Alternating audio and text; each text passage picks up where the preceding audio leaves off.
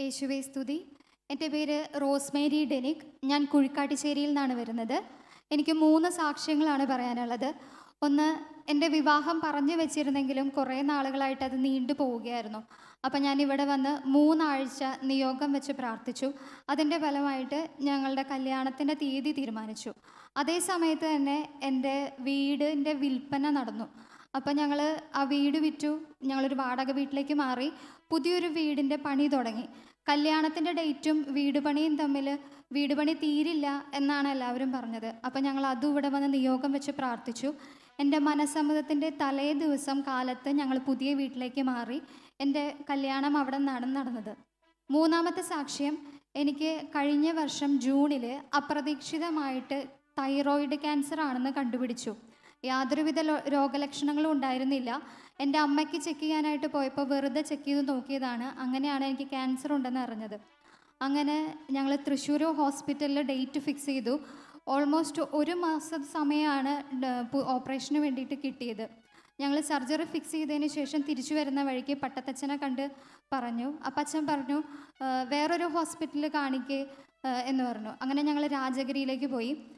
വളരെ പെട്ടെന്ന് തന്നെ അവിടെ ഡോക്ടറെ കാണാനായിട്ട് പറ്റി. അപ്പോൾ അവിടെ ഡോക്ടർ ഞങ്ങൾക്ക് സർജറിക്ക് ഡേറ്റ് തന്നത് ജൂലൈ 5-നാണ്. മുമ്പ് ഡേറ്റ് കിട്ടിയത് ജൂലൈ 20-ലേക്കായിരുന്നു. 1 മാസം സമയമുണ്ടായിരുന്നു. ഞങ്ങൾ സർജറി അവിടെ നിന്ന് ചെയ്തു. ഒരു 6 മണിക്കൂറായിരുന്നു സർജറിക്ക് പറഞ്ഞിരുന്നത്. പക്ഷേ ഭയങ്കര കോംപ്ലക്സ് ആയിരുന്നു. ക്യാൻസർ കുറേ പടർന്നിട്ടുണ്ടായിരുന്നു.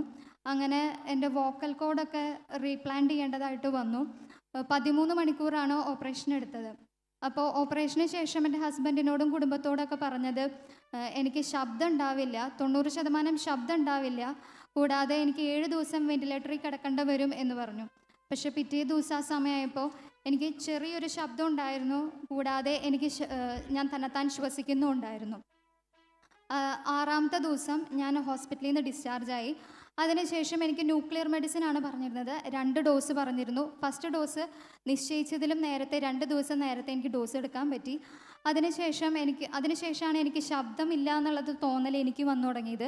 കാരണം ഒരാൾ എൻ്റെ അടുത്ത് വന്ന് നിന്നാൽ മാത്രമാണ് അവർക്ക് ഞാൻ പറയുന്നത് കേൾക്കുകയുള്ളൂ. അപ്പം ഞാൻ മാതാവിൻ്റെ സ്വർഗാരോഹണ തിരുനാൾ മുതൽ സെപ്റ്റംബർ 8 വരെ കൊന്ത ചൊല്ലി പ്രാർത്ഥിച്ചു. എനിക്ക് ശബ്ദം കിട്ടുന്ന എന്തെങ്കിലും ഒരു അടയാളം കാണിച്ചു തരണേന്ന് പറഞ്ഞ് പ്രാർത്ഥിച്ചു. 8-ാം തീയതി ഇവിടെ വന്ന് മാതാവിന് കിരീടം വെച്ച് പോയി. രാത്രിയാണ് കിരീടം വെച്ച് പോയത്. അതിനുശേഷം തൊട്ട് എൻ്റെ ശബ്ദം തെളിയാൻ തുടങ്ങി.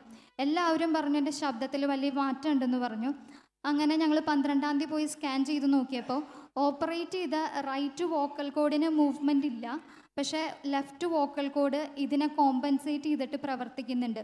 അപ്പോൾ അത് കാരണം എനിക്ക് ശബ്ദമുണ്ട്. അതിനുശേഷം അന്ന് നമുക്ക് ഇവിടെ മാതാവിൻ്റെ ഒരു പ്രാർത്ഥനയുടെ ഒപ്പം കൺവെൻഷൻ ഒരു പ്രാർത്ഥന കിട്ടിയായിരുന്നു. ഞാൻ അതും എല്ലാ ദിവസവും ചൊല്ലി പ്രാർത്ഥിച്ചു. അപ്പോൾ ഫോളോ അപ്പ് ചെക്കപ്പിന് വേണ്ടി നവംബറിൽ ഡോക്ടറെ കാണാനായിട്ട് പോയപ്പോൾ ഡോക്ടർ പറഞ്ഞു, നമുക്ക് 2nd ഡോസ് എടുക്കാം, അതിന് വേണ്ടിയുള്ള പ്രൊസീജിയേഴ്സ് ചെയ്തോളാം പറഞ്ഞു. അപ്പോൾ ഞങ്ങൾ അതിൻ്റെ ടെസ്റ്റുകളും കാര്യങ്ങളൊക്കെ ചെയ്തു.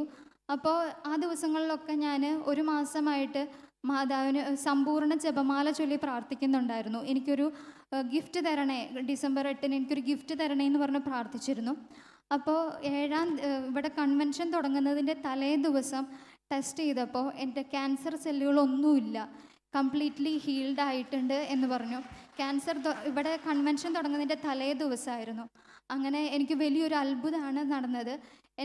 എനിക്ക് വയ്യാതായ നിമിഷം മുതൽ ഈ സമയം വരെ പട്ടത്തച്ഛനും ഈ ജെറുസലേം വചന കൂടാരത്തിലെ ഓരോ സ്റ്റാഫും എന്നോട് വളരെയധികം ആ ഒരു സ്നേഹവും കരുതലും എനിക്ക് അനുഭവിക്കാനായിട്ട് സാധിച്ചു. അതിന് ഞാൻ നന്ദി പറയുന്നു. ജെറുസലേം നാഥനും അമ്മയ്ക്കും നന്ദി പറയുന്നു.